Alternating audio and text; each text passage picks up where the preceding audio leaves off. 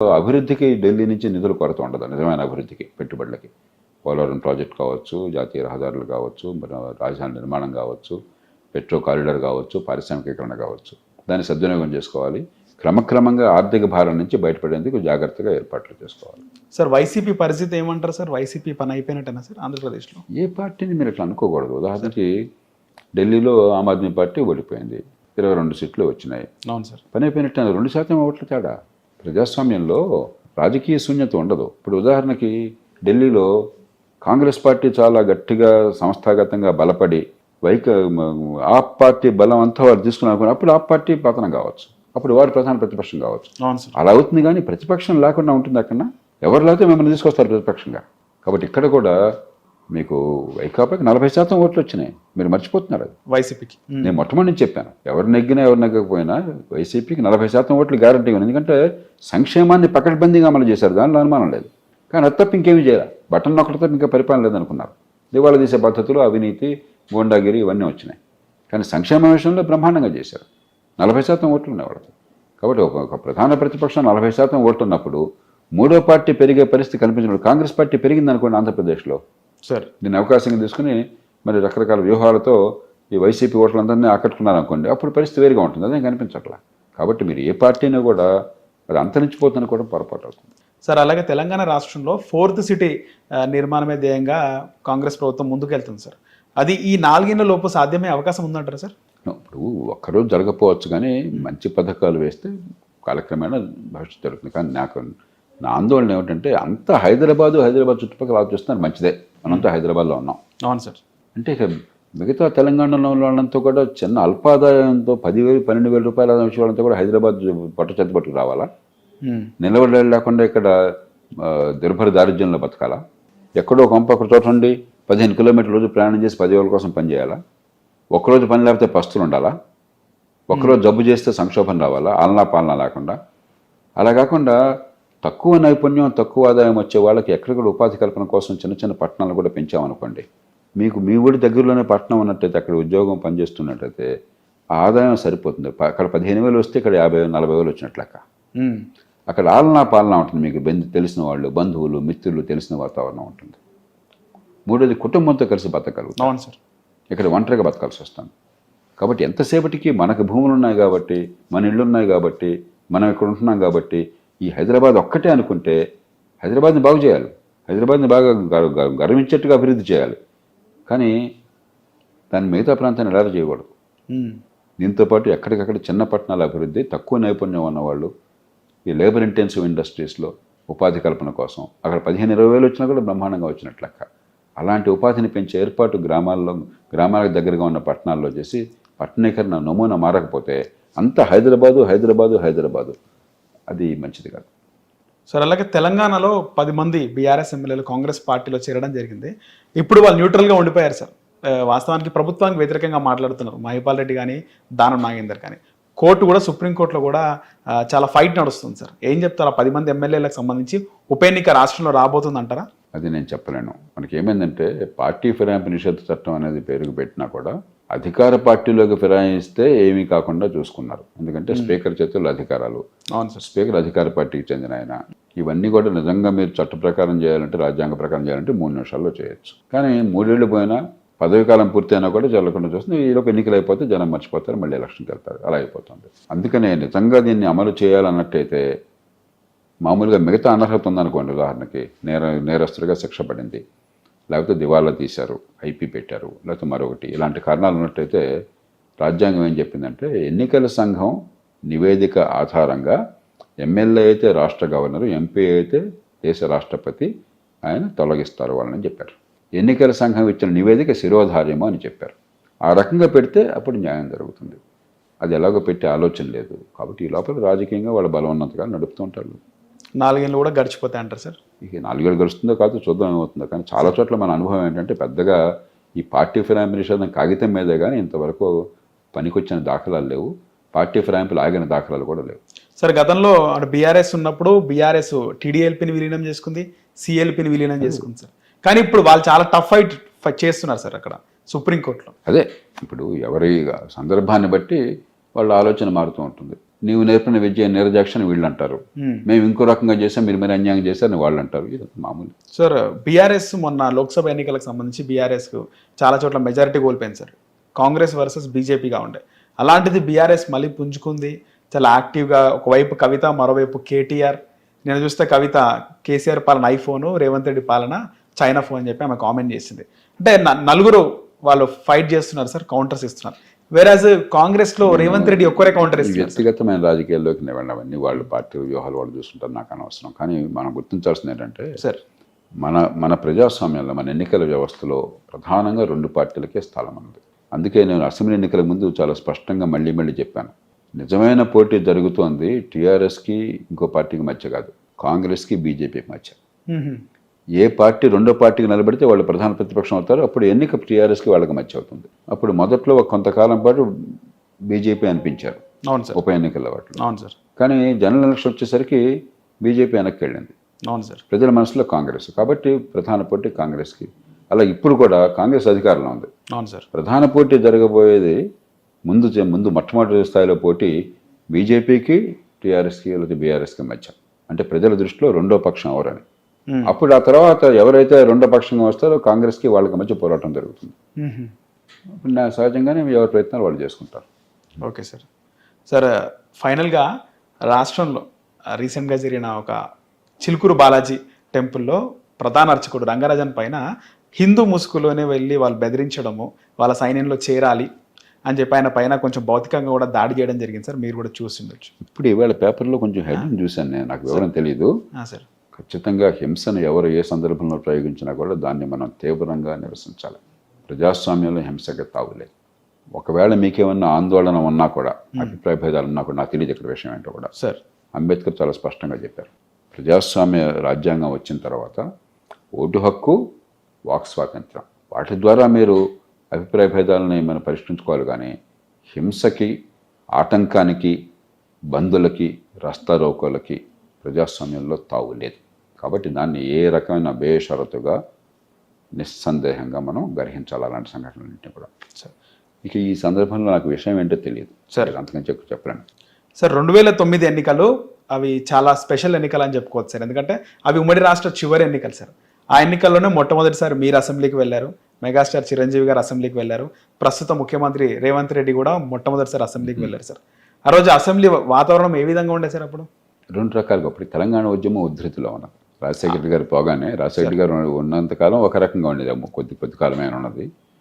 మంచి అధికార పక్షం, ప్రతిపక్షం తీవ్రమైనటువంటి ఉండేది. ఆయన పోయిన తర్వాత ఎప్పుడైతే తెలంగాణ ఉద్యమం బాగా ముందుకు వచ్చిందో, ఆ ఉద్యమం కారణంగా సగం రోజుల పాటు అసెంబ్లీ నడవాల సరిగ్గా, సగం రోజులు. మిగతా సగం రోజులు బాగా నడిచింది. మళ్ళీ ఉదాహరణకి కొన్ని ప్రశ్నలు నేనే లేవనెత్తినప్పుడు దాని మీద 4-5 గంటలు చర్చ జరిగేది, ఇప్పుడు పార్టీలకు అతీతంగా, ప్రాంతాలకు అతీతంగా. కానీ చాలా సందర్భాల్లో వెంటనే గొడవ అవడం అలా ఉండేది. రెండోది, ఉన్నంత మేర ఖచ్చితంగా ఒక ప్రమాణంలో కొంత చర్చ, కొంత పార్టీల మధ్య కొద్దిగా అభిప్రాయ భేదాలను కూడా సామరస్య వాతావరణము, కొన్ని నిబంధనలు పాటించడం ఉండేది. మరీ బస్తీ మీద తొడగొట్టి అది అప్పుడు కూడా కొంత ఉంది, కానీ అది ఉన్న కొద్దిగా చెడిపోతుంది. పరుషమైన పదజాలం వాడటం, ఒకరినొకరు అవమానించుకోవటం, బూతులు తిట్టుకోవటం, అది ఉన్న కొద్దిగా ఎక్కువ అవుతుంది. అనుకున్నారా సార్ ఇప్పుడు ముఖ్యమంత్రి అంటే రేవంత్ రెడ్డి ఈ స్థాయికి వస్తాడు అని అనుకున్నారా సార్ ఆయన మాట్లాడేటప్పుడు? కానీ రేవంత్ రెడ్డి గారు మొదటి నుంచి కూడా చాలా ఏమైనా డైనామిక్ పర్సన్, బాగా అంబిషన్ ఉన్న మనిషి, కష్టపడే మనిషి, నాయకత్వాన్ని కోరుకున్న మనిషి. కాబట్టి రేవంత్ రెడ్డి లాంటి వాళ్ళు రాజకీయంగా ఎదుగుతారన్న విషయంలో ఎవరికి పెద్ద అనుమానం లేదు. సరే, ఎవరు ఏ పదవిలోకి వస్తారని ఖచ్చితంగా ఎవరు అంచనా వేయలేరు. Right sir. కానీ ఆయన ఏదో మామూలుగా కూర్చున్న మనిషి కాదు. ఆనాడే స్పష్టంగా అది అర్థమవుతుంది. వాస్తవానికి ప్రభుత్వానికి అంటే రేవంత్ రెడ్డి అన్నిటికీ ఆయన కౌంటర్ ఇచ్చుకుంటూ పోతున్నాడు సార్. మంత్రులందరూ ఎప్పుడో ఒకసారి రియాక్ట్ అవుతున్నారు. వాస్తవానికి అందరి అనుకుంటున్న మాట ఏంటంటే రేవంత్ రెడ్డికి పాలన చేతనవ్వట్లేదు, ఆయనకు పెద్దగా అనుభవం లేదు అంటున్నారు సార్. మీరేమైనా భవిష్యత్తులో కానీ ప్రభుత్వానికి ఏమైనా మీకున్నటువంటి అనుభవాన్ని షేర్ చేసే అవకాశం ఉంటుందా సార్? రోజు నేను చేస్తున్నా కదా ఇప్పటికి, అంటే నేరుగా సార్. ముఖ్యమంత్రి గారికి, ఏ ముఖ్యమంత్రిని కూడా నేను రాజకీయంలో ఉన్న వాళ్ళని తక్కువగా అంచనా వేస్తాం.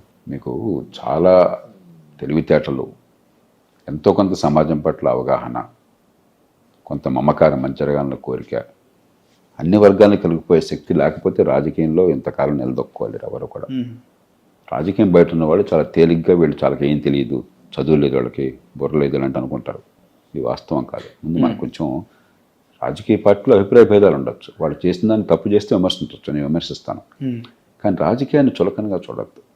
రేవంత్ రెడ్డి గారు 2009 ఎన్నికయ్యారు. అవును సార్. అప్పటి నుంచి అసెంబ్లీలో లోక్సభలో ఎన్నికవుతూనే ఉన్నారు. అవును సార్.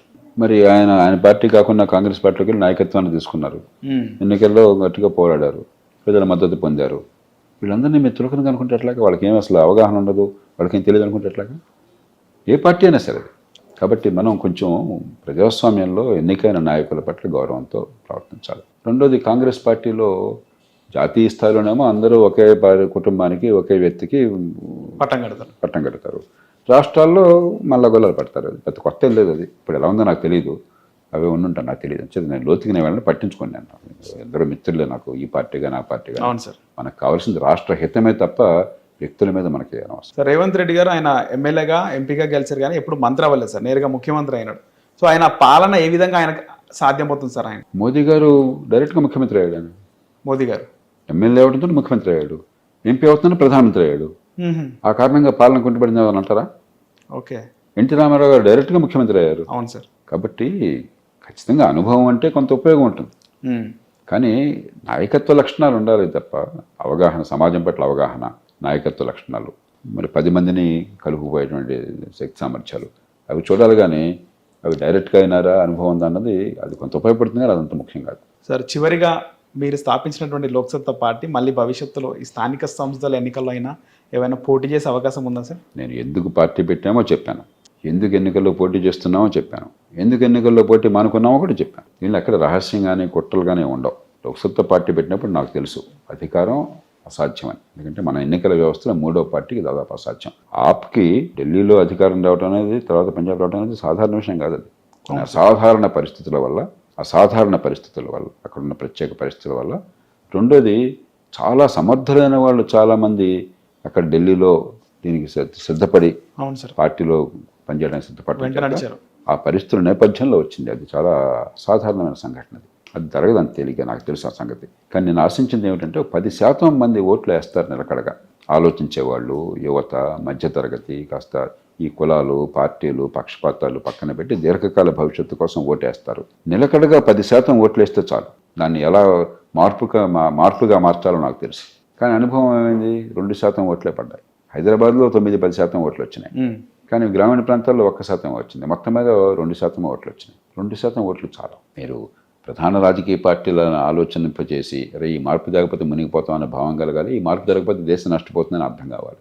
అది రావాలంటే 10% ఓట్లు వస్తే ఖచ్చితంగా సరిపోతాయి. కానీ ఇంకెక్కువ వస్తే మంచిదే. ఆంధ్రప్రదేశ్లో అదే జరిగింది. ఉమ్మడి ఆంధ్రప్రదేశ్లో, తమిళనాడులో, కర్ణాటకలో, మహారాష్ట్రలో, దేశంలో వివిధ ప్రాంతాల్లో చాలా అద్భుతంగా పోరాడారు లోక్సత్తా కార్యకర్తలు. కానీ ఎక్కడ చూసినా కూడా అంతకంటే ఎక్కువ కనిపించట్లా. ఉదాహరణకు ఆప్ ఉంది, కర్ణాటకలో పోటీ చేస్తే లోక్సత్తాకు వచ్చిన ఓట్లలో 5వ వంతు వచ్చినాయి వాళ్ళకి.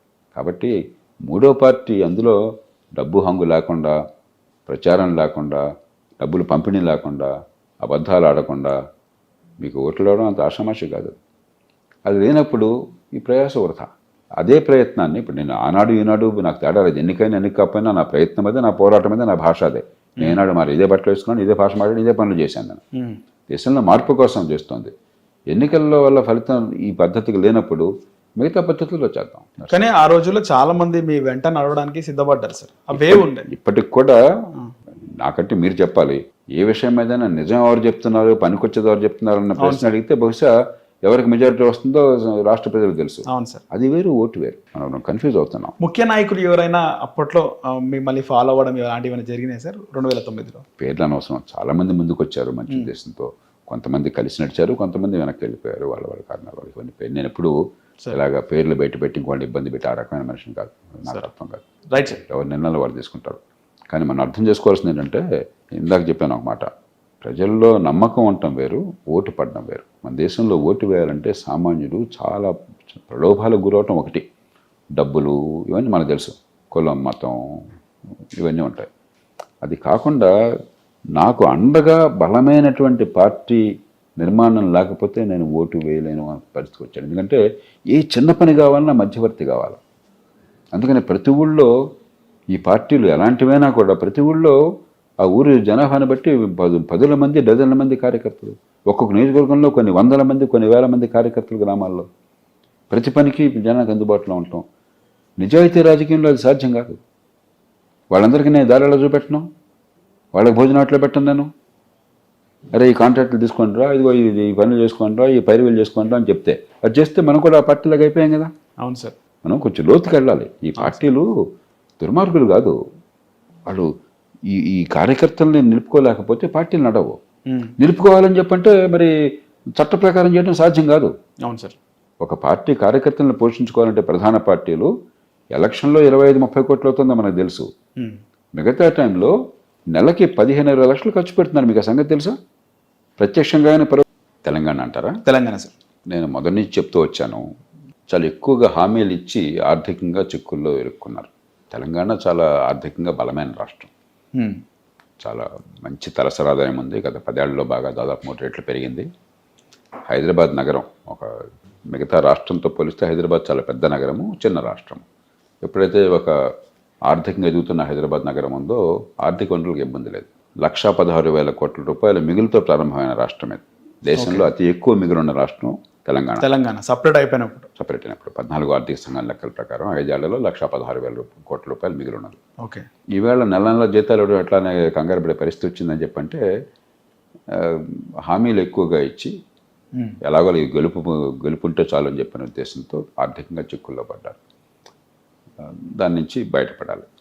కానీ మంచి విషయం ఏంటంటే గతంలో లాగానే హైదరాబాద్ నగర భవిష్యత్తు కానీ తెలంగాణ రాష్ట్రంలో ఆర్థికాభివృద్ధి, మరుగు సదుపాయాలు, పెట్టుబడులు కానీ ఏదో మాకు వద్దు అన్న భావం కాకుండా ఆర్థిక ప్రగతి కావాలి, పెట్టుబడులు కావాలి, మంచి భవిష్యత్తు కావాలన్న సంకేతాన్ని ఇస్తున్నారు. అది మంచి సార్. ముఖ్యంగా 6 గ్యారంటీలో భాగంగా కొన్ని పథకాలు అయితే జనాలకు వెళ్తున్నాయి సార్. నేను కూడా అర్బన్ కాకుండా రూరల్ ప్రాంతాల్లో కూడా వెళ్ళినప్పుడు ఫ్రీ బస్ కానీ 200 యూనిట్ల మనకి ఒక 25-30 ఏళ్ల క్రితానికి ఇప్పటికి తేడా దేశంలో ఏంటంటే సార్, ఒకప్పుడు హామీలు ఇచ్చి కొద్ది మంది అమలు చేసేవారు. ఎన్టీ రామారావు గారు హామీ ఇస్తే అమలు చేస్తారని నమ్మకం ఉంది. ఓకే. ఒక ఎంజీఆర్కి నమ్మకం ఉండేది. చాలా చోట్ల హామీలే కానీ అమలు అయ్యాయి కాదు. తర్వాత దశలో హామీలు కాగితం మీద అమలు అయ్యాయి కానీ వాస్తవానికి ఆచరణలు సరిగ్గా ఉండేది కాదు. ఎందుకంటే దేవుడు వరం ఇచ్చినా పూజారి వరం ఇచ్చేవాడు కాదు. ఓకే. మధ్యలో దళారులు ఉండేవాళ్ళు. అవును సార్. మరి అర్హత ఉన్న వాళ్ళకి అందేది కాదు. లేకపోతే అందే దానిలో మళ్ళీ లంచం మింగేవాళ్ళు. ఇటీవల కాలంలో దేశమంతా ఏమైందంటే ఒకటి తాత్కాలికమైన సంక్షేమం వ్యక్తిగతంగా ఇచ్చేది హామీలు ఒకసారి ఇస్తే గట్టిగా అమలు చేస్తున్నారు చాలా మేరకు. ఓకే. ఎందుకంటే రాజకీయంగా ఓట్లు పొందడానికి అది మార్గం అన్న భావానికి పార్టీలు వచ్చినాయి. 2, ఈ డిజిటైజేషన్ ఎప్పుడైతే జరిగిందో, ఆధార్ కార్డు వచ్చి ఆధార్తో లింకేజ్ పెట్టి జరిగిందో, జన్ధన్ బ్యాంక్ అకౌంట్ పెట్టినాయో 100కి 95-99 మందికి మధ్యలో ఎక్కడ దళారీలు వాళ్ళ దగ్గర డబ్బులు తీసుకోవడం అనేది లేకుండా డైరెక్ట్గా అందుతున్నాయి. ఆ రకంగా ఈ దేశంలో సంక్షేమ పథకాల అమలు చాలా మెరుగుపడింది. తెలంగాణలో కూడా అంతే సార్. అయితే ఏదైతే ఉచిత కరెంటుకి సంబంధించి చాలా వరకు కూడా మధ్యతరగతి, దిగువ మధ్యతరగతి ప్రజలకు వస్తున్నది సార్. నా సర్వేలో తేలింది మేము వెళ్ళినప్పుడు. కానీ కాంగ్రెస్ ప్రభుత్వం పైన చాలా వ్యతిరేకత ఉంది సార్ రాష్ట్రంలో. అంటే వాళ్ళు చెప్పుకోవడంలో విఫలమవుతున్నారా, లేకపోతే అపోజిషన్ చెప్పడంలో సక్సెస్ అవుతున్నారా సార్? చెప్పుకోవటం కాదు, నేను కొంచెం కర్కశంగా చెప్తాను. ఏ పార్టీ ఆ పార్టీ లేకుండా పార్టీలు ఎట్లాగొట్లా ఓటే దేవుడు, ఓటు వస్తే చాలు, అధికారం వస్తే చాలు అని చెప్పాను. దాంతో ఆ ధ్యాసలో, ఆ యావలో అసలు ప్రభుత్వం పాత్ర ఏమిటి, ప్రభుత్వం ఏం చేయాలి, దాన్ని పూర్తిగా నిర్లక్ష్యం చేస్తుంది. కాబట్టి తాత్కాలికంగా వ్యక్తిగత సంక్షేమానికి పెద్దపీట వేసి ప్రభుత్వం ఏ పని చేస్తే ప్రజల జీవితాలు దీర్ఘకాలంలో బాగుపడుతుందో దాన్ని విస్మరించేసరికి కాలక్రమేణా కోపం కసి వస్తుంది. లేకపోతే జనం వెర్రి వాళ్ళ, మీరేమన్నా మీ జేబుల డబ్బుల నుంచి ఇస్తున్నారా? జనం పన్నుల డబ్బుల నుంచి ఇస్తున్నారు. అవును సార్. జనం పన్నులు కట్టింది వీటి కోసమా? జనం పన్నులు కట్టింది సొంతంగా మనం చేసుకోలేని, సమిష్టిగా మాత్రమే చేయగల ఉమ్మడి వసతులు, సౌకర్యాల కోసం. రోడ్లు ఎట్లా ఉన్నాయి, ట్రాఫిక్ ఎట్లా ఉన్నది, మన పిల్లల చదువు ఎట్లా ఉన్నది, డబ్బులు ఖర్చు పెట్టకుండా మంచి చదువు వస్తుందా, ఆరోగ్యం ఎట్లా ఉన్నది, మరి పోలీస్ స్టేషన్లో కానీ మరో చోట కానీ న్యాయం అందరికీ సమానంగా అందుతోందా, మంచినీళ్ళు, మురుగునీటి పారుదల, వరద నీటి పారుదల ఎట్లా ఉన్నాయి, ఆదాయాలు పెరుగుతున్నాయా, నైపుణ్యం వస్తోందా, ఉపాధి కలుగుతోందా, జీవితాలు బాగుపడుతున్నాయా, ఇవన్నీ ప్రభుత్వం పట్టించుకోవాలి. అవన్నీ పక్కన పెట్టేశారు. నేను అది ఇచ్చా, ఇది ఇచ్చా, ఈయనెవరో దానం చేసినట్టుగా. దానికి తాత్కాలికంగా ప్రజలు ఓటేస్తారు. ఎందుకంటే మీకు ఎంతకంటే జరిగేది లేదు, ఏదో ఎవడగా చూద్దాం అని చెప్పేస్తారు. కానీ ఎల్లకాలం మీకు రుణపడాల్సిన అవసరం లేదు, మిమ్మల్ని మెచ్చుకోవాల్సిన అవసరం లేదు. ఎందుకంటే మీరు ప్రభుత్వం మౌలికమైన పాత్ర మీరు విస్మరించారు. ప్రభుత్వాన్ని ఎందుకు ఏర్పాటు చేసుకున్నామో దాన్ని పక్కన పెట్టేశారు. నిరుపేదలు సైతం ఈవేళ ఈ 30,000, 20,000, 50,000, 70,000 వాళ్ళ స్థాయిని బట్టి పిల్లల స్కూళ్ళ కోసం ఫీజులు కడుతున్నారు. అయినా చదువు రావట్లా. వాడిని మీకు మీ మనం చూసి సంతోషపడాలండి. ఏం ఉద్ధరించారు వాళ్ళ జీవితాన్ని? 10,000 కోట్ల రూపాయలు ఖజానా డబ్బులు ఖర్చు పెడుతూ చదువు రావట్లేదు స్కూళ్ళల్లో. అది నిజం, కఠోర వాస్తవం. మరి ప్రజలు రుణపడి ఉంటారా మీకు వాళ్ళ పిల్లల బతుకులు నాశనం చేస్తే? ఆరోగ్యం అందక తెలంగాణలో ఏడాదికి దాదాపు 20 లక్షల మంది బేదలవుతున్నారు. 20 లక్షలు అనారోగ్య కారణంగా. సగటున ఏడాదికి 20 లక్షల మంది తెలంగాణలో, 26 లక్షల మంది ఆంధ్రప్రదేశ్లో బేదలవుతున్నారు ప్రతి సంవత్సరం. వాళ్ళు మీకు రుణపడి ఉండాలా? ఎలాంటి ఆరోగ్య వ్యవస్థ ఏర్పాటు చేశారు మీరు? ఈ దేశంలో చట్టం పనిచేస్తుందా? బడుతున్నాడు దెబ్బరే. హైదరాబాద్ నగరంలో ట్రాఫిక్ దగ్గర సరిగ్గా రద్దీ లేకుండా జరుగుతుందా? సాయంత్రం 6 గంటలకు ఎక్కడైనా డ్రైవ్ చేస్తే మీరంతా చాలా పెరిగిపోయింది సార్. చూస్తున్నారు కదా. ఎందుకంటే తగలడింది? పబ్లిక్ ట్రాన్స్పోర్ట్ లింకేజెస్ ఏమన్నా ఉన్నాయా? ఇంటిగ్రేట్ చేశారా ఏమన్నా? ఉదయం 7 నుంచే ప్రభుత్వం చేయాల్సిన పని అన్ని విఫలం అయిపోతుంది. సార్ తాయిలాలు ఇస్తుంది. మీరేమంటున్నారు? తాయిలాలు ఇచ్చారు కాబట్టి గొప్పవాళ్ళు, వాళ్ళు చెప్పుకోవాలా, ప్రజలు నమ్మాలా, వాళ్ళని గౌరవించాలి. ఎందుకు గౌరవించాలి? మీరు ఏ పని చేయాలో దాన్ని పక్కన పెట్టేసి ప్రజల బతుకులు నాశనం చేసి తాయిలాలు ఇచ్చేసి మమ్మల్ని ఆదరించాలని ఎందుకు ఆదరిస్తారు? ఆదరించకూడదు. సార్ ప్రజలు కూడా ముఖ్యంగా కేసీఆరే బాగుండే, ఆయన పరిపాలన బాగుంది, కాంగ్రెస్ పాలన బాగలేదని చాలా మంది మాట్లాడుతున్నారు సార్, మెజారిటీ. అది నేను రాజకీయాల్లోకి వెళ్ళను, కానీ ఆనాటికి ఈనాటికి మౌలికమైన తేడా ఏంటంటే, ఆనాడు తప్పులు జరిగిన నేను ఎన్నోసార్లు విమర్శించాను బహిరంగంగా. అవును సార్. వృధా ఖర్చులు పెట్టారు, పెద్ద పెద్ద పథకాలు. కాళేశ్వరం ఇప్పుడు అందరూ తిడుతున్నారు. మొట్టమొదటి గొంతెత్తినవాడిని నేను తెలుగునాట. ఎవరు దాని మీద ఇప్పుడు చేవళ్ల ప్రాణహిత పథకం పేరుతో ఉన్నప్పటి నుంచి దాన్ని వ్యతిరేకించాను. తప్పని కాదు, పెట్టే ఖర్చు వచ్చే ఫలితం చూస్తే అసలు పొంతం లేదు. ఇది కాదు పద్ధతి, రైతులకు ఇంకో రకంగా మేలు చేయొచ్చు అని చెప్పని. కానీ ఎంతో కొంత అభివృద్ధి కోసం సంక్షేమానికి సమతూకాన్ని పాటించారు. ఇప్పుడేమైంది? మరి సంక్షేమం పాలు ఎక్కువైపోయి ఏదో రకంగా ఓట్ల వేట కోసం అని చెప్పని అభివృద్ధికి తగినటువంటి మౌలిక సదుపాయాల వల్ల మిగతా విషయాలు వెనకబడుతున్నారు. ఉదాహరణకి గతంలో ఉన్న పథకాలు కూడా అమలు కష్టంగా ఉంది. ఫీ రీయింబర్స్మెంటు ఏ కాలేజీని అడిగినా కూడా నాకు చెప్తున్నారు ప్రైవేట్గా డబ్బులు రావట్లా. మరి ఫీ రీయింబర్స్మెంట్ సంక్షేమ పథకమే కదా. అవును సార్. ఒకప్పుడు కాంగ్రెస్ ప్రభుత్వం పెట్టిందే కదా. అవును సార్. అమలు చేయలేకపోతున్నారు. మరి ఆరోగ్యశ్రీ చాలా చోట్ల బకాయిలు ఉంటున్నాయి. సంక్షేమ పథకాల్లో కూడా అమలు కావట్లేదు.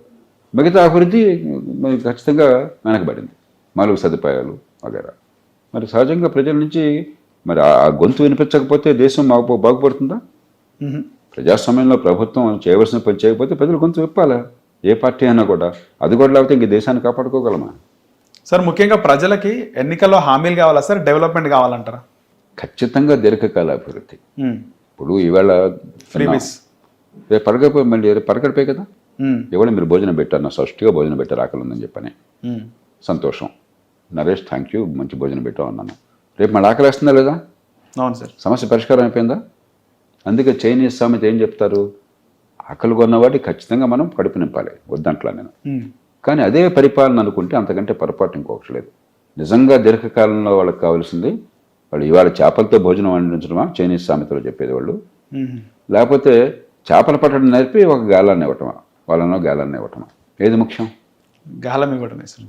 కాబట్టి దీర్ఘకాలంలో బతుకులను బాగు చేయకుండా నేను దాతని, నువ్వు నా దగ్గర అర్థించేవాడివి, నేను నీకు ఇస్తున్నాను అన్న భావన ప్రజాస్వామ్యంలో ప్రజలను అవమానించడం అవుతుంది సార్. అలాగే హైడ్రాకి సంబంధించి హైడ్రా పనితీరు ఏ విధంగా ఉందంట సార్? వ్యతిరేకత అయితే కూడగట్టుకుంది మన దేశంలో. ప్రతిదానికి 2 రోజుల పాటు అడావిడి, మన్నాడు గందరగోళం. అట్లా కాదు. నేను శాసనసభ్యుడిగా ఉన్నప్పటి నుంచి నేను గట్టిగా పోరాడుతాను. హైదరాబాద్ నగరంలో ఈ ట్యాంకులన్నింటి కూడా కుకటిపల్లిలో మీరు చూస్తే ఆనాడే బౌండరీలన్నీ గుర్తించి అన్ని కంచెలు వేయించాను నేను, కబ్జాలు లేకుండా. కాబట్టి కబ్జాలు ఆపాలనే విషయంలో ఎవరు కాదనరు. కానీ 2 విషయాలు మనం పట్టించుకోకుండా ఏదో ఆర్భాటం చేస్తే 4 రోజులు ప్రచారం వస్తుంది, కానీ చివరికి ఏమీ ఫలితం రాదు. మొట్టమొదటిది 10,000 మంది నిరుపేదలు పొట్ట చేత పట్టుకుని గ్రామీణ ప్రాంతాల నుంచి పెద్ద నైపుణ్యం లేకుండా, పెద్దగా ఆదాయం లేకుండా హైదరాబాద్ వస్తున్నారు. వాళ్ళందరికీ అక్కడ స్థానికంగా ఏదో చిన్న చిన్న ఇళ్ళు మరొకటి అక్కడ ఏర్పాటు చేసుకున్నారు. అవును సార్. ప్రభుత్వం ఆనాడు పట్టించుకోవాలి. చాలా చోట్ల వాళ్లే బిల్డింగ్స్ అప్రూవల్ ఇచ్చారు, పట్టించుకోవాలి. ఇప్పుడు అకస్మాత్తుగా గీత గీసి కూల్చి పారేస్తామంటే ఒక భేద దేశంలో ఇది ఆషామాషి కాదు. వాళ్ళ జీవితాల సంగతి ఏంటి, వాళ్ళ ప్రత్యామ్నాయం సంగతి ఏంటి? ప్రతిఘటన వస్తుంది. మీ తప్పుల వల్ల వచ్చినాయి ఇవన్నీ కూడా. మీరందరూ కూడా లంచాలు మెనగడం వలనో లేకపోతే మీకు ఉదాసీనంగా ఉండటం వల్ల వివిధ కారణాల వల్ల ఆక్రమణలు వచ్చినాయి. కాబట్టి ట్రైన్కి అడ్డుపడుతోంది, మరి దీనివల్ల ప్రవాహం ఆగిపోతే మొత్తం మురుగునీరు పారుదల కానీ లేకపోతే మరొకటి కానీ వర్షం నీరు పారుదల కానీ నాశనం అయిపోతుంది అన్నప్పుడు గట్టిగా పట్టించుకోవాలి. ఉదాహరణకి నాకు బాగా గుర్తుంది, నేను శాసనసభ్యుడిగా ఉండగా డ్రైన్ మీద ఒక ప్లాట్ఫామ్ కట్టేసి 3 అంతస్తుల బిల్డింగ్ కట్టేశారు. డ్రైనేజ్ పైన, డ్రైన్ మీదే. ట్రైన్ పక్కన ఒక గజం ఆక్యుపై చేయడం కాదు. ఉమ్, అప్పుడు నేను మున్సిపల్ కమిషనర్ చెప్పాను, ఉమ్, లోకల్గా వాళ్ళు డిప్యూటీ కమిషనర్ వీళ్ళు చేయలేరు, ఈ జోనల్ లేకపోతే డిప్యూటీ కమిషనర్లు ఉమ్, ఒత్తిడి లొంగిపోవాల్సి వస్తుంది. ఉమ్, మీరు మున్సిపల్ కార్పొరేషన్ సెంట్రల్ ఆఫీస్ నుంచి స్క్వాడ్లను పంపించేసి ఇలాంటివి తొలగించండి చెప్పాను. వాళ్ళు ఒక శనివారం ఆదివారం తొలగించడం మొదలెట్టారు. ఉమ్, వెంటనే అప్పటిదాకా ఉప్పు నిప్పుగా ఉన్న వివిధ పార్టీల కార్పొరేటర్లు, ఎమ్మెల్యేలు, వేరు పార్టీలు ఒకరు పడదు. ఉమ్, ఈ విషయంలో అందరూ కలిసిపోయి అర్జెంటుగా గవర్నమెంట్లో ఉన్నత స్థాయికి వెళ్ళి దాన్ని ఆపించారు. ముందు ఓకే. 4 రోజుల లోపల ఆ కమిషనర్ని ట్రాన్స్ఫర్ చేయించారు. ఉమ్, స్వలాభం కోసం మీరే చేయించింది ఇది. ఇవన్నీ మీ వల్ల వచ్చినాయి. ఇవాళ ఒక్కసారిగా గుండెలు బతుకుంటే ఎట్లాగా? కాబట్టి ఒక వ్యవస్థను ఏర్పాటు చేయకుండా, సిస్టమేటిక్గా చేయకుండా అది హడావిడిగా చేస్తే ఉపయోగం ఉండదు. రెండోది, ఊళ్ళో వందలాది లేక్స్ ఉన్నాయి. అవును సార్. ఒకప్పుడు మంచినీళ్ళ చెరువులు, హుస్సేన్ సార్ కూడా మంచినీళ్ళ చెరువే. అవును సార్. ఇవాళ ఏమవుతుంది, ఇన్ని బిల్డింగ్లు వస్తున్నాయి హైదరాబాద్ నగరంలో, అన్ని అప్రూవల్తో వస్తున్నాయి. సోలేజ్ కనెక్షన్ ఎన్నిటికున్నది? హైదరాబాద్ నగరంలో ఉన్నటువంటి 27 లక్షల ఇళ్ళుంటే, కుటుంబాలు ఇళ్ళు కాదు, కుటుంబాలు, హౌస్ హోల్డ్స్ అంటాం. 9 లక్షలు 10 లక్షలు దాటి మీకు సివరేజ్ కనెక్షన్ లేవు. 10 లక్షల వరకు కూడా. మిగతా 15-16 లక్షలకి 23 లక్షలు అనుకుంటాను ఇల్లు ఉంది. 9 లక్షలకు సివరేజ్ కనెక్షన్ ఉన్నాయి. మిగతా 14-15 లక్షల ఇళ్ళకి సివరేజ్ కనెక్షన్ లేదు, మురుగునీటి పారుదల లేదు. మీరేం చేస్తున్నారు, ఏదో అక్కడ సూవేజ్ ట్రీట్మెంట్ ప్లాంట్ పెట్టిన మరొకటి కాగితం మీద పెడుతున్నారు, కాగితం మీద చూపెడుతున్నారు. కానీ పక్కన ఉన్న లేక్లోకి మలమూత్రాలు పైపు చేస్తున్నారు. అవన్నీ మీరు చేశారు. అవన్నీ సరిచేయకుండా మీరు లేకులను ఉద్ధరించేది ఎట్లా ఉంటుంది? ఇది ఒక్కరోజు జరిగే పని కాదు, ఒక ఆటోతో అయ్యే పని కాదు. మొత్తం మీ మురుగునీటి పారుదల వ్యవస్థను పూర్తిగా సరిదిద్దారు. అలా చేయకుండా లోతైనటువంటి పరిశీలనతో, ఆలోచనతో, ముందు చూపుతో చేయకుండా ఆర్భాటంతో మొదలెడితే 2 రోజులు ప్రచారం అవుతుంది, 3వ రోజు చెడు పేరు వస్తుంది. సార్, ముఖ్యంగా రాష్ట్రంలో కూడా రీసెంట్గా కులగణనకు సంబంధించిన రిపోర్ట్ని అసెంబ్లీలో ప్రవేశపెట్టారు సార్. ఒక క్వశ్చన్ రైజ్ అవుతుంది సార్, కులగణన అసలు ఎవరు చేయమన్నారు? ముఖ్యమంత్రి రేవంత్ రెడ్డి సర్కార్ని కులగణనలో వారి పార్టీ చేయమంది, వారి పార్టీ నాయకుడు చేయమన్నారు. ఎందుకు అన్న ప్రశ్న అడగండి మీరు. అది ఎందుకు సార్, ఎందుకు చేయించారు? నేను నిర్మోహమాటంగా మొట్టమొదటి చెప్తున్నాను, కులగణన వల్ల పేదలకు జరిగే ప్రయోజనం ఏమాత్రమూ లేదు. ఎందుకంటే రిజర్వేషన్లకి కులగణనకి సంబంధం లేదు. ఈ దేశంలో పార్టీలన్నీ కూడా ఏ రాజకీయ విభేదాలు లేకుండా 1950 నుంచి రాజ్యాంగం నాటి నుంచి వెనకబడ్డ తరగతులకు కానీ, దళితులకు కానీ, ఆదివాసీ రిజర్వేషన్లకు కట్టుబడినారు. మీరు చూడండి, అందుకని ఏకగ్రీవంగా దేశమంతా రాజకీయంగా రిజర్వేషన్కి ఏర్పాటు చేశారు. అవును సార్. రాజ్యాంగం చెప్పింది ఏమిటి? అందరినీ కూడా విద్యలో కావచ్చు, ఉద్యోగాల్లో కావచ్చు, కులం, మతం, లింగం, ప్రాంతం ఈ వివక్ష లేకుండా సమానంగా చూడాలి. అది మొట్టమొదటి ప్రిన్సిపల్. కానీ ఈ కానీలో ఉంది. కానీ విద్యాపరంగా కానీ, ఆర్థికంగా కానీ వెనుకబడ్డ తరగతులు ఉన్నట్లయితే వారికి ప్రత్యేక రాయితీలు కల్పించవచ్చును. మౌలిక సూత్రం అందరినీ సమానంగా చూడాలి, కానీ కొన్ని ప్రత్యేక రాయితీలు కల్పించవచ్చును. అంటే అర్థం ఏంటి? రాయితీలు సమానత్వాన్ని మింగేయకూడదు, ఎక్కడో చోట ఒక బ్యాలెన్స్ ఉండాలి. అందుకని సుప్రీంకోర్టు ఏమన్నది, 50% వరకు రిజర్వేషన్లు ఇచ్చేద్దాం. అది రీజనబుల్లే కదా. అటు సమానత్వాన్ని కాపాడినట్టుంది, అసమానుల మధ్య సమానత్వం సాధ్యం కాదు కాబట్టి రాయితీలు ఇచ్చినట్టు ఉంది. అంతే, అన్ని రాయితీలు పెట్టేస్తే ఇంకా సమానత్వం ఏముంది సమాజంలో? అవును సార్. కాబట్టి దాన్ని దాటే అధికారం ఎవరికి లేదు, ప్రభుత్వానికి లేదు. 50%కి వచ్చేసాం మనం. రిజర్వేషన్లు దీనిలో వేలం పెరిగే తగ్గేది ఏముంటుంది, ఒకటి. ఓకే. 2, ఏ వ్యక్తికి వస్తుందని చెప్పనేది వారి వ్యక్తుల కులం సర్టిఫికేటు, తర్వాత వాళ్ళ ఆదాయము వగేరా దాన్ని బట్టి వస్తుంది తప్ప మీ కులగణ వచ్చేది ఏం లేదు. కాబట్టి ఎందుకు చేసినట్టు? ఇది రాజకీయ సమీకరణ కోసం కులాన్ని ఆయుధంగా వాడుతున్నారు. మామూలుగా రాజకీయ సమీకరణ కోసం మీ పన్నుల డబ్బు ఎంత తీసుకున్నాము, ఈ డబ్బుని ఈ రకంగా ఖర్చు పెడితే మీ జీవితాలు ఎట్లా బాగుపడ్డాయి, మీ అందరికీ ఉమ్మడి సేవలు ఎట్లా అందినాయి, మీ పిల్లల బతుకులు ఈ రకంగా బాగుపడుతున్నాయి, విద్య ఎలా అందుతోంది, ఆరోగ్యం ఎట్లా అందుతోంది, ఉపాధి ఎట్లా కలుగుతుంది, ఆదాయం ఎట్లా పెరుగుతుందని చెప్పుకోగలగాలి. అదేమీ లేకుండా ఎలక్షన్ వచ్చిందని చెప్పంటే కుల మహాసభలు, నాయకులంతా కుల మహాసభల్లో వచ్చి ఒక్కో కులం గురించి మాట్లాడతారు. ఎలక్షన్లో మన ఇచ్చే హామీలు కుల గణన, అదేదో అద్భుతమైనట్టుగా. నేను నిశ్చయంగా చెప్తాను కెమెరా ముందు సార్, ఇంకో సంవత్సరం ఆగి చూడండి, కులగణాల వల్ల ఈ కులాల ప్రజలకి ఏం మేలు జరిగిందో ఒక్కటి నాకు చూపెట్టండి. నేను సవాల్ చేస్తున్నాను బహిరంగంగా. ఇది కేవలం రాజకీయంగా కులం తప్ప దేని చోటు ఇంకో రకంగా రాజకీయం నడిపినటువంటి పార్టీలు కులం పేరుతో రాజకీయ సమీకరణ కోసం చేస్తున్న సన్నాహం తప్ప దీనికి ప్రజల ప్రయోజనాలకి ఏమాత్రం సంబంధం లేదు. మరొకటి వినిపిస్తుంది సార్, ఇంకొక మాట, పుట్టుకతో వచ్చిన వివక్ష ఖచ్చితంగా పోవాలి. నేను జీవితంతో పోరాడుతుంది. అందుకని పొద్దున్న సాయంత్రం నేను మాట్లాడేది విద్య ఆరోగ్యం. అవును సార్. విద్య వల్ల కలిగే నైపుణ్యం, ఉపాధి, ఆదాయం, దానికి 100 రూపాయలు నేను కట్టుబడినాను. అది పక్కన పెట్టండి. మనం ఈ దేశంలో ఎవరన్నా నేను ఫలానా కులంలో పుట్టాలని కోరుకుని పుట్టారా? లేదు సార్. మీరు కానీ నేను కానీ లేదు సార్. వాడికి 10-15 ఏళ్ళు వచ్చిన తర్వాత ఫలానా కులంలో అని చెప్పాం అన్నాడు. అవును సార్. కాలక్రమేణా మనం ఎలాంటి స్పృహ వాళ్ళకు ఉండాలి? ఎక్కడ పుట్టినా, ఏ కుటుంబంలో పుట్టినా, ఏ కులం పేరుతో పుట్టినా, నా తెలివితేటలు, రైట్. నేను పడే కష్టము, నా వల్ల జరిగే పని వల్ల నాకు గుర్తింపు ఉండాలని మీరు కోరుకుంటారు కదా. అంతే సార్. అలా కాకుండా నరేష్ మీ అమ్మ నాన్న ఫలానా కులం నువ్వు ఇది అని అది తప్ప నీకేం లేదని అంటే నీకు గౌరవం ఉంటుందా? లేదు సార్, ఉండదు. నాకు గౌరవం ఉంటుందా? కాబట్టి మన సమాజానికి ఏ సంకేతాన్ని ఇవ్వాలి? పుట్టుకొత్త వివక్ష తొలగించడం కోసం రిజర్వేషన్లు ఇద్దాం, రాయితీలు ఇద్దాం. కానీ నిన్ను సమాజం అంచనా వేసినప్పుడు కులం కాదు నీకు కావాల్సిన, నిన్ను కూర్చొని వాళ్ళు వచ్చినప్పుడు నీ కులం కాదు నీకు గుర్తు రావాల్సింది నీ ప్రతిభ, నీ ఆసక్తి, నీ అభిరుచి, నువ్వు పడే కష్టము, నీ వల్ల సమాజానికి ప్రయోజనము, దాన్ని బట్టి గుర్తింపు ఉండాలి. ఆ సంకేతాన్ని ఇవ్వాలా? ప్రతిరోజు పొద్దున్న సాయంత్రంగా నీ కులం ఇది, నీ కులం ఇది, నీ కులం ఇది గుర్తు చేయాలి మనకి. నేను ఫ్రాంక్గా అడుగుతున్నాను, ఎలాంటి సమాజాన్ని కోరుతున్నాం మనం? కేవలం ఇంకా రాజకీయ లబ్ధి కోసం ఇవన్నీ కూడా జరగడం జరిగింది. ఖచ్చితంగా. కానీ బీసీలని తక్కువ చూపించే ప్రయత్నం చేసిండ్రు కాంగ్రెస్ ప్రభుత్వం. ఓసీల శాతం పెంచినారు, బీసీలది చాలా తక్కువగా పెంచడం జరిగింది. నేను చెప్పలేను, నాకు తెలియదు. ఎందుకంటే సార్ ఆధారాలు లేకుండా నేను ఎప్పుడు మాట్లాడను. Right sir. కాబట్టి సర్వే ప్రామాణికంగా జరిగిందా జరగలేదా, ఆ సంఖ్య కరెక్టా కాదన్నది చెప్పేటువంటి సాహసం నేను చేయను. కానీ సార్ గతంలో జరిగిన కులగణన రాజ్యాంగం ఏర్పడిన తర్వాత అది యాప్ట్ అంటారా సార్? ఇప్పుడు జరిగిన కులగణకు దానికి ఏమన్నా ఉందంటారా? అంటే కరెక్ట్గా జరుగుతుందా సార్ కులగణన? అంటే గతంలో కూడా కులగణన జరిగినాయి. ఎందుకు జరిగినాయి? 2 కారణాలుగా. ఒకటి, ఫలాని కులం బీసీయా కాదా అని చూడడం కోసం చెప్పని ఊరికి నీ కులం ఏంటని జనాభా లెక్క కాదు, విద్య ఆర్థిక పరిస్థితి అంచనా వేసినందుకు సర్వేలు జరిపారు. అది జరగకపోతే మీకు బీసీగా చట్ట ప్రకారం రిజర్వేషన్లకు సాధ్యం కాదు. అది కులగణన కాదు, కులాల సోషియో ఎకనామిక్ సర్వే ఒకటి. రెండోది, స్థానిక ప్రభుత్వాల్లో బీసీ రిజర్వేషన్ ఉన్నప్పుడు కోర్టులు ఏం పట్టుబట్టినాయంటే ఏ ప్రాతిపదిక మీద మీరు ఇస్తున్నారని చెప్పి అడుగుతారు. కాబట్టి జనాభా సుమారుగా ఇంతమంది బీసీలు ఉన్నారు కాబట్టి ఇంత స్థాయిత్వం ఇస్తామని చెప్పడానికి అవకాశం ఉంది.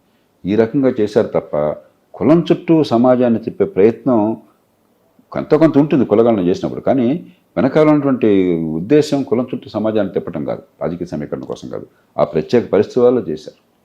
ఇప్పుడు ఏమిటంటే అసలు ఇదే ఒక పెద్ద సిద్ధాంతంగా మారుస్తున్నారు. కులగణనే మాకు ఇప్పుడు కాంగ్రెస్ పార్టీ వారిది, కులగణనే గొప్ప ఎజెండా, కులగణనే గొప్ప సిద్ధాంతం, కులగణనే గొప్ప ఏమంటారు ఫలితం, మేము సాధించినటువంటి ఘనకార్యం అంటున్నారు. అది చాలా విచిత్రంగా ఉన్న వాదన సార్. ముఖ్యంగా 2009కు ముందు రాష్ట్రంలో కాంగ్రెస్ టీడీపీ 2 పార్టీలు ఉండే సార్. ఉమ్మడి రాష్ట్రంలో ఒక కొత్త పార్టీ వచ్చింది, ఆ పార్టీకి చాలామంది స్వచ్ఛందంగా పనిచేసినారు. అదే మీరు స్థాపించిన లోక్సత్తా పార్టీ. సో అలాంటి పార్టీ ఆ తర్వాత కొన్ని కారణాల వల్ల, కొన్ని సెంటిమెంట్ల వల్ల పక్కకి వెళ్ళిపోయింది సార్. అది వాస్తవం. చాలా ఆ సెంటిమెంట్ కనుక లేకుంటే ఈరోజు పార్టీ ప్రభుత్వం ఏర్పాటు చేసేది. సో మనం దేశ రాజధానిలో కూడా చూస్తాం. సో అలాంటిది ఇప్పుడు కొత్తగా రాష్ట్రంలో ఒక బీసీ నినాదం అనేది వినబడుతుంది సార్. అంటే బీసీలకు రాజ్యాధికారం రావాలి, బీసీ ముఖ్యమంత్రి కావాలి అని తీన్మార్ మల్లన్న లాంటి వాళ్ళు మాట్లాడుతున్నారు. ఇది కేవలం టైం పాస్ ఏదైనా పదవి కోసమా, లేదా నిజంగా చిత్తశుద్ధం కాదు? గతంలో కూడా ఈ డిమాండ్స్ ఉన్నాయి. ఇప్పుడు వైవిధ్యభరితమైన సమాజంలో ఖచ్చితంగా ప్రజా ప్రాతినిధ్యంలో కానీ రాజ్యాధికారంలో కానీ వాటా ఉండాలని కోరుకోవటం అనేది సహజమైన కోరిక. ఆ గొంతు వినిపించాలి, మరి అధికారంలో వాటా ఉండాలి, ప్రజల చుట్టూ అధికారం తిరగాలి. ఏదో కొంతమంది ముఖ్యమంత్రి చేతులు అధికారం కాకుండా ఆ ప్రజలకి గొంతు ఉండాలి. అందుకే స్థానిక ప్రభుత్వాలు బలోపేతం కావాలి. ఇది రాజకీయ ప్రక్రియలో సహజమైనటువంటి ప్రక్రియ, పూర్వం జరుగుతోంది ఇది. అయితే అది ఏమిటంటే దానికి సరైన మార్గం కులం పేరుతో నాయకత్వం వస్తే చాలదు. ఆ కులం పేరుతో వచ్చి వాడు దరిద్రుడు అనుకోండి, ఉపయోగం ఉందా మనకి? కాబట్టి సమర్థులైన నాయకులు సమాజంలో అన్ని వర్గాల ప్రాతినిధ్యం వచ్చే వాళ్ళు ఎదిగేట్టుగా రాజకీయాన్ని మార్చాలి. రాజకీయ పార్టీలు అంతర్గత ప్రజాస్వామ్యం కావాలి. అలాగే స్థానిక ప్రభుత్వాల్లో మీకు కులం పేరుతో రిజర్వేషన్ ఉంది. ఇప్పటికే 75% రిజర్వేషన్ ఉంది. ఎస్సీ, ఎస్టీ, బీసీ, మహిళలు. అధికారాలు 0, అలంకారప్రాయమైన పదవులు. కాబట్టి నిజంగా మనం ఈ సాధికారత కావాలంటే రిజర్వేషన్ ఉన్న చోట సాధికారత కోసం గట్టిగా పోరాడి అక్కడ వాళ్ళ చేతుల్లో అధికారం పెట్టి వాళ్ళ ద్వారా మంచి పనులు చేయించి నాయకత్వాన్ని పెంచామనుకోండి, సహజంగానే నాయకత్వం ఎదురుతుంది. కాబట్టి ఖచ్చితంగా అన్ని వర్గాలకి, అన్ని భావాలకి గొంతు అనేది ప్రజాస్వామ్యంలో కోరడం సహజం. దానికి వీలున్నంత వరకు ఏర్పాట్లు చేయడం అవసరం. బీసీలందరూ ఒక నాయకత్వంలో ఏకతాటిపైకి వచ్చి బీసీలందరూ వేరే ఇతర పార్టీలకు ఓటేయకుండా ఇలాంటి బీసీ పార్టీకి ఓటేసే అవకాశం ఉందంటారా సార్ భవిష్యత్తులో? భవిష్యత్తులో ఉంటుందో నేను చెప్పలేను. కానీ ఎన్నికల్లో ఎప్పుడు కూడా పూర్తిగా ఒక కులం పేరు మీదే ఉండదు. కుల ప్రభావం ఖచ్చితంగా చాలా ఉంది, మనందరికీ తెలుసు. కానీ కులం ఒక్కదాన్నే చూసి కులం అంతా ఓటేస్తారు అనుకోవటం పొరపాటు. అలాగే కళ్ళు మూసుకుని కులం అంతా ఓటేసినా కూడా మంచిది కాదు. రెండూ మంచిది కాదు. ఎందుకంటే కులం కానీ మతం కానీ ప్రాంతం కానీ ప్రాతిపదికగా ఇక ఏమి చూడకుండా మంచి చెడు చూడకుండా చేసామనుకోండి, అది రెచ్చగొట్టి కొంతమంది మనల్ని ఉన్మాదుల్ని చేస్తారు. ఇక వాడు ఏం చేస్తున్నాడు, వాడు నా జీవితం అవుతుందని ఆలోచన నాకు లేకుండా గుడ్డిగా ఓటేశాను అనుకోండి, అప్పుడు నాకు వచ్చే ఫలితం ఉండదు. ఆ పేరుతో కొందరు అధికారం ఎక్కుతారు అంతే.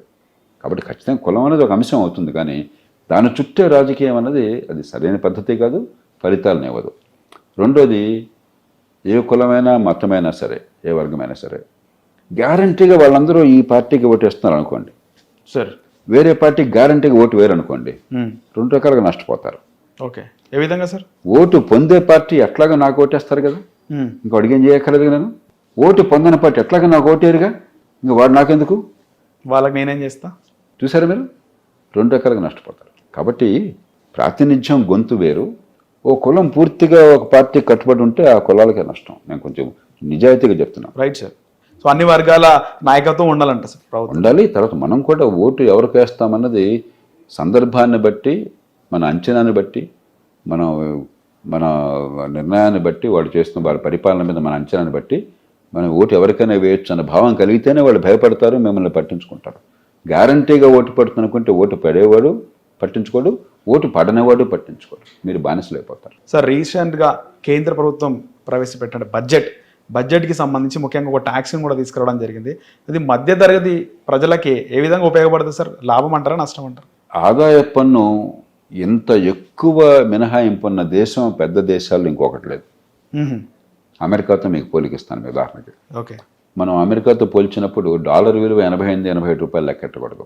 ఒక డాలర్కి మనం ఇక్కడ రూపాయల్లో కొనేది ఎంత కొనగలుగుతారో చూడాలి. అలా చూస్తే 20 రూపాయలకు మనం కొనేది అమెరికాలో ఒక డాలర్ కొంటారు. కొనుగోలు శక్తి అమెరికాలో డాలర్కి మన 20 రూపాయలు కాస్త అటు ఇటుగా సమానం. 12 లక్షల రూపాయల దాకా మీకు మినహాయింపు ఇచ్చారు ఆస్తి పన్ను, ఆదాయ పన్నులు అంటే $60,000 సమానం కొనుగోలు శక్తి రీత్యా. అమెరికాలో $10,000 ఉన్నా కూడా మీరు 10% పన్ను కట్టాలి ఆదాయం. $11,000 దాటితే 12% కట్టాలి. $45,000 దాటితే 22% కట్టాలి. మనకు $60,000 దాకా 0 కట్టాలి. కాబట్టి ప్రపంచంలో ఏ దేశంలో లేనంత ఆదాయ పన్ను రాయితీ ఈ దేశంలో ప్రభుత్వం అనూహ్యంగా ఇచ్చింది. అంటే ఎవరు ఊహించాల మధ్యతరగతిగా కట్టుకుందామని. తర్వాత ఈ డబ్బు కనుక ఆదాయం డబ్బుతో మార్కెట్లో వస్తువులను కానీ సేవలను కానీ కొనుక్కున్నట్లయితే డిమాండ్ పెరుగుతున్న ఉద్దేశంతో కానీ, లేకపోతే కొంత సేవింగ్స్ పెరుగుతున్న ఉద్దేశంతో కానీ ఆ పని చేశారు. అదే సమయంలో ఆర్థిక మంత్రి అభినందించాల్సింది ఏంటంటే, రాష్ట్రాలకు ఇచ్చే నిధులు మొత్తం జాతీయ స్థాయిలో పన్నులు, పన్నేతర అన్నీ కలిపితే వచ్చేటువంటి నిధుల్లో 53% రాష్ట్రాలకు పంపిస్తున్నారు. 47% జాతీయ స్థాయిలో ప్రభుత్వం దగ్గర ఉంటుంది. మూడోది, అప్పుల భారాన్ని తగ్గిస్తున్నారు. ద్రవ్యలోటు తగ్గించి రాష్ట్రాల్లా కాకుండా మన తెలుగు రాష్ట్రాల నుండి కూడా ఉన్న కొద్దికి అప్పుల్లో కూరుకుపోతున్నాయి. జాతీయ స్థాయిలో అట్లా కాకుండా క్రమక్రమంగా అప్పుల భారాన్ని తగ్గిస్తున్నారు. ఫిస్కల్ డెఫిసిట్ అంటాం, అంటే ఆదాయం కంటే ఖర్చు అంత ఎక్కువ ఉంది అని చెప్పన్నది. అది ఉన్న కొద్దికి తగ్గిస్తున్నారు. ఇప్పుడు నడుస్తున్న సంవత్సరం రేపు మార్చి 31 దాకా 4.8% తగ్గించారు జీడిపిలో. వచ్చే సంవత్సరం 4.4% చేస్తున్నారు. ఒకప్పుడు 9.2% ఉన్నది 4 ఏళ్ల క్రితం. అదే సమయంలో పెట్టుబడులు పెంచారు. రికార్డు స్థాయిలో వరుసగా 3 ఏళ్ల పాటు పెట్టుబడులు దేశంలో పెంచారు. రాష్ట్రాలు కూడా పెట్టుబడుల కోసం గణనీయంగా డబ్బులు ఇస్తున్నారు. కాబట్టి ఆ రకంగా చూస్తే ఆర్థిక క్రమశిక్షణ విషయంలో ఇది చాలా ప్రశంసనీయమైన బడ్జెట్. సార్ అలాగే బడ్జెట్లో తెలంగాణ రాష్ట్రానికి సరైన ప్రాతినిధ్యం ఇవ్వలేదు సార్. అంటే బడ్జెట్లో అన్ని రాష్ట్రాల పేర్లు చెప్పరు అదే పనిగా. ఏదో బీహార్లో ఎలక్షన్లు ఉన్నాయి కాబట్టి రాజకీయంగా 4 సార్లు బీహార్ మాట్లాడారు అంతే. మీకు మొత్తం చూడాల్సింది నేను అందుకు ఇందాక చెప్పాను మీకు ఎంత డబ్బులు రాష్ట్రాలకు కేటాయించారు. 25,60,000 కోట్ల రూపాయలు రాష్ట్రాలకు జాతీయ స్థాయి నుంచి నిధులు అందుతున్నాయి. 25,60,000 కోట్ల రూపాయలు ఇవన్నీ రాష్ట్రాలకు వస్తున్న డబ్బులే. ఇవి కాకుండా జాతీయ స్థాయిలో ప్రభుత్వం మరొక 11,20,000 కోట్ల రూపాయలని పెట్టుబడులు పెడుతున్నారు. అది ఎక్కడ పెడతారు? రాష్ట్రాల్లోనే.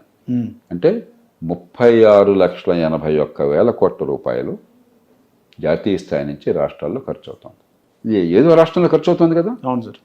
మీరు విడివిడిగా పద్ధతులు చూస్తుంటే వస్తుంది, కానీ 4 సార్లు తెలంగాణ పేరు చెప్తే ఆంధ్రప్రదేశ్ పేరు చెప్తే ఉబ్బిపోవటము, పేరు చెప్పకపోతే తగ్గిపోవడం కాదు. అసలు ఏం జరుగుతుందో మనం గణాంకాలు తెలుసుకోవాలి సార్. ముఖ్యంగా రాష్ట్రంలో 8 మంది భారతీయ జనతా పార్టీకి సంబంధించిన ఎంపీలు ఉన్నారు సార్. కేంద్రంలో అధికారంలో ఉంది. సో వాళ్ళ వల్ల ఎలాంటి ఉపయోగం జరుగుతుందంటే ఏం చెప్తారు సార్? అది వారు చెప్పాలి, నన్ను అడిగితే ఎట్లాగా సార్.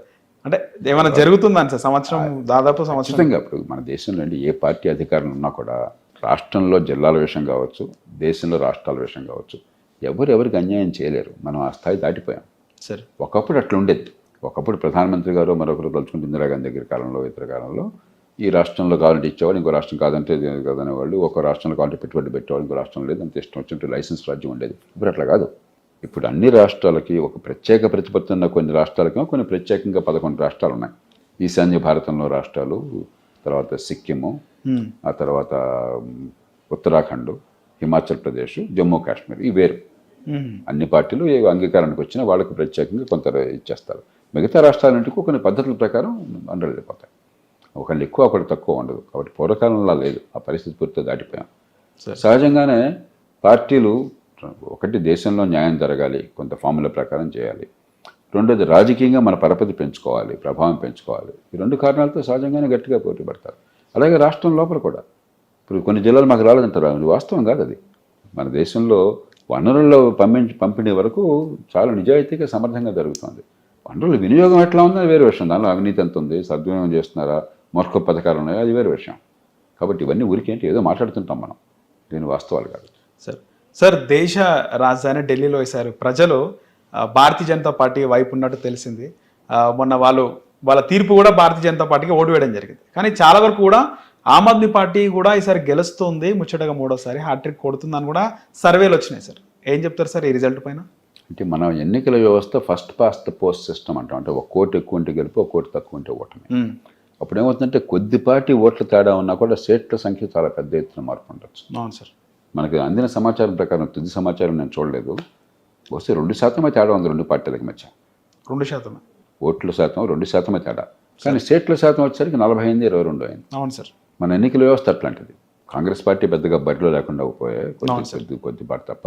కాబట్టి ప్రధాన పార్టీ 2 ఉన్నప్పుడు 2-3% తేడా ఉన్నా కూడా ఓట్ల సీట్ల శాతం గణనీయంగా మారిపోతుంది. అంతే తప్ప ఇదేమి ఏకపక్షంగా జరిగిన ఎన్నిక నేను అనుకోవట్లా. అది 2% అనేది పెద్ద ఎక్కువ తేడా కాదు. 3% అనేది. కాంగ్రెస్ ఆమ్ ఆద్మీ పార్టీ కలిసి పోటీ చేయించి ఉంటే సార్ ఫలితం వేరే విధంగా ఉండేదా సార్? చెప్పలేము, మనం అనుకున్నట్టుగా ఉండదు. ఇప్పుడు అధికారంలో ఉంది ఆమ్ ఆద్మీ పార్టీ. అవును సార్. కాబట్టి మామూలుగా ఏమవుతుందంటే అధికారంలో ఉన్న పార్టీ ఓట్లు అధికారంలో ఉన్న పార్టీకి ఉంటాయి, అధికారానికి ఆ పార్టీకి వ్యతిరేకంగా ఓట్లు ఉంటాయి. ఇప్పుడు ఎప్పుడైతే ఇంకో పార్టీ ఉందో ఆమ్ ఆద్మీ పార్టీ వ్యతిరేక ఓట్లు చీలు ఉండొచ్చు. ఇప్పుడు ఎవరు లెక్కలు వాళ్ళు వేసుకుంటారు. వాస్తవానికి చీలే సార్. అంటే ఢిల్లీ అసెంబ్లీ చూసుకుంటే సార్, ఢిల్లీ అసెంబ్లీలో అక్కడ అరవింద్ కేజ్రీవాల్ పోటీ చేసినారు, అక్కడ పర్వేష్ సింగ్ వర్మ ఆయనకు వచ్చిన మెజారిటీ 1800 సార్. వేరే కాంగ్రెస్ పార్టీ క్యాండిడేట్ సందీప్ దీక్షిత్కి 3000 పైచీలకు ఓట్లు వచ్చినాయి సార్. వచ్చినాయి. కానీ ఈ 3000 మంది అరవింద్ కేజ్రీవాల్కి ఓటేసారని మీరు చెప్పలేరు. ఆయనకు వేసేవాళ్ళకి అలాగే వేసిండేవాళ్ళు. ఓకే. ఆయనకు వ్యతిరేక ఓటే చీలు ఉండొచ్చు కూడా. కాబట్టి ఇవన్నీ మనం ఊరికి అర్థమెటిక్గా అంచనా వేస్తే జరిగేది కాదు. పార్టీలు పోటీలో ఉన్నాయి, ప్రజలు ఓటు వేశారు. ఒకరు నెగ్గారు, ఇంకోటి నెగ్గలేదు. నెగ్గితే బులబాటం అక్కర్లేదు, నెగ్గకపోతే బాధ అక్కర్లేదు, తీర్పును స్వీకరించాలి. సార్ ఇక్కడ డిఫరెన్స్ ఏంటంటే సార్ 2014 నుంచి పార్లమెంట్లో బీజేపీకి ఓటేస్తున్నారు సార్. క్లీన్ స్వీప్ 7 లోక్సభ 2 సార్లు అంతే అయింది. 2 సార్లు అంతే అయింది. అంటే ఢిల్లీలో దేశంలో మామూలుగా కూడా దేశంలో మీరు గమనించినట్లయితే ఒక 3-4% ఓటర్లు న్యూట్రల్గా ఉంటారు. దేశానికి ఒక రకంగా, రాష్ట్రానికి ఒక రకంగా వేస్తారు. ఉదాహరణకు 2009లో నాకు బాగా గుర్తున్నది. మన్మోహన్ సింగ్ గారు ప్రధానమంత్రిగా మళ్ళీ ఎన్నిక జరిగినప్పుడు రాష్ట్రము దేశం ఒకసారి జరిగినాయి. రాష్ట్రంలో రాజశేఖర్ గారు మళ్ళీ ప్రభుత్వంలోకి వచ్చారు, మన్మోహన్ సింగ్ గారు ప్రభుత్వంలో మళ్ళీ వచ్చారు. కానీ అసెంబ్లీకి పడ్డ ఓట్ల కంటే కాంగ్రెస్ పార్టీకి లోక్సభ ఓట్లు ఎక్కువ. అప్పుడు ఆనాడు కూడా 2009లో 3-4%. అందులో మోదీ లాంటి ప్రభావశీలమైన నాయకుడు ఉన్నప్పుడు మన్మోహన్ సింగ్ గారు కొంచెం నెమ్మదిగా ఉండేది. అవును సార్. ఈయన కొంచెం గట్టి నాయకుడు కదా. అవును సార్. ఫైర్ నాయకుడు. ఇష్టమన్నా లేకపోయినా కూడా ఒక పెద్ద నాయకుడు కదా. అవును సార్. జనాకర్షణ నాయకుడు కదా. అది ఉన్నప్పుడు అది కొంచెం ఎక్కువ ఉంటుంది. కాబట్టి లోక్సభ ఎన్నికల్లో పడే ఓట్ల తీరు, అసెంబ్లీ పడే ఓట్ల తీరు కొంత తేడా. మామూలుగా దేశమంతా కొద్దిగా ఉంటుంది, ఎక్కువ ఉండదు. కానీ ఢిల్లీలో ఎక్కువ ఉంటుంది. ఢిల్లీలో ఎందుకని? ఢిల్లీలో ఎక్కువ మంది మధ్యతరగతి వర్గాలు. ఢిల్లీలో దేశం మొత్తంలో అతి ఎక్కువ తలసరి ఆదాయం అన్నది నగరం ఢిల్లీ. ఓకే. దేశం మొత్తంలో 3 ఢిల్లీలో దేశం అన్ని ప్రాంతాల నుంచి వచ్చిన వాళ్ళు. కాబట్టి ఇక్కడ మామూలుగా ఉన్న దాంట్లాగా మన కులం, మన ప్రాంతం అన్న భావం కొంచెం తక్కువ పనిచేస్తుంది. అక్కడ అప్పు లేదా సార్? ఢిల్లీ రాష్ట్రానికి అప్పు లేదు, ఉండదు. మహానగరాలు ఇప్పుడు హైదరాబాద్ నగరాన్ని ఒక రాష్ట్రం చేస్తే ఆ రాష్ట్రం స్వసంపన్నంగా ఉంటుంది. డబ్బులన్నీ ఇక్కడే ఉంది. Right sir. అవును. కాబట్టి ఢిల్లీ కూడా వీళ్ళ గొప్పతనం కాదు, సంపద అంతా నగరాల్లో ఉంది. అందుకే నేను చెప్పేది అన్ని నగరాలు కాదయ్యా, చిన్న చిన్న పట్టణాలు కూడా రావాలి మనకి. మన పిల్లలు బతుకు తెలుగు కావాలంటే నిరుపేదలు, రెక్కాడితే డొక్కాడిన వాళ్ళు అందరూ హైదరాబాద్కి మరి ఏ రకమైన ఆలనా పాలన లేకుండా చిన్న ఆదాయాలతో వచ్చి బతకడం కష్టంగా ఉంది. అక్కడే ఆదాయాలు వచ్చి ఏర్పాటు కూడా చేయాలని గట్టిగానే వాదిస్తున్న కారణం అదే. అంత మహానగరాల్లోని సంపద డబ్బంతా అక్కడే ఉండిపోయింది అది. సార్ అలాగే ఆంధ్రప్రదేశ్ విషయానికి వస్తే ఆంధ్రప్రదేశ్లో కూటమి ప్రభుత్వం పనితీరు ఏ విధంగా ఉంది సార్? అక్కడ అసలు రాష్ట్ర విభజనప్పుడే ఎలాగైతే హైదరాబాద్ వల్ల తెలంగాణకి లాభం చేకూరిందో హైదరాబాద్ పోవడం చేత ఆంధ్రప్రదేశ్ నష్టం చేకూరింది. ఆ పైన గత 5 ఏళ్లలో గత ప్రభుత్వం రేపన్నది లేనట్లుగా కనీసమైన బాధ్యత లేకుండా ఆర్థిక విషయాల్లో పూర్తిగా దివాళా తీసే ఏర్పాటు చేసింది. దాంతోపాటు పెట్టుబడులు తెలంగాణలో ఏ పార్టీ ఉన్నా కూడా పెట్టుబడులు. హిట్ టీవీ యాప్, ఇందులో short news, live news, entertainment shows, movies, digital magazines తో పాటు మీ జిల్లా వార్తలను కూడా ఫ్రీగా చూడొచ్చు. అంతేకాదు కేజీ నుంచి పీజీ వరకు విద్యార్థులకు స్కాలర్షిప్ కూడా అందిస్తున్నాం. ప్రతి వారం 10 మందికి లక్కీ డ్రా ద్వారా ఒక్కొక్కరికి 10,000 రూపాయలు అందిస్తున్నాం. ఇంకెందుకు ఆలస్యం, వెంటనే హిట్ టీవీ యాప్ ని డౌన్లోడ్ చేసుకుని ఫ్రీగా ఎంటర్టైన్మెంట్ పొందండి. Hit TV app. Hit TV app. Please download Hit TV app. Hit TV యాప్ని ఫ్రీగా డౌన్లోడ్ చేసుకొని ఎంజాయ్ చేయండి. మీకు నచ్చిన ఎంటర్టైన్మెంట్ కోసం హిట్ టీవీ యాప్ ని ఫ్రీగా డౌన్లోడ్ చేసుకుని ఎంజాయ్ చేయండి. హిట్ టీవీ యాప్ని డౌన్లోడ్ చేసుకుని ఆస్వాదించండి, ఆశీర్వదించండి. ఇంతమంది సెలబ్రిటీలు హిట్ టీవీ యాప్ ని డౌన్లోడ్ చేసుకోండి అని చెప్తున్నారంటే ఎంత మంచి యాప్ ఆలోచించండి. అమెరికా అమెరికా అమెరికా అమెరికాలో చదవాలనుకునే వాళ్ళకి విశ్వసనీయమైన పేరు మన శౌర్య కన్సల్టెన్సీ. UK లో 1 year masters. UK లో 1 year masters. 2 years work permit up to 5 years visa. Contact Saurya Consultancy. Contact 89851 89851.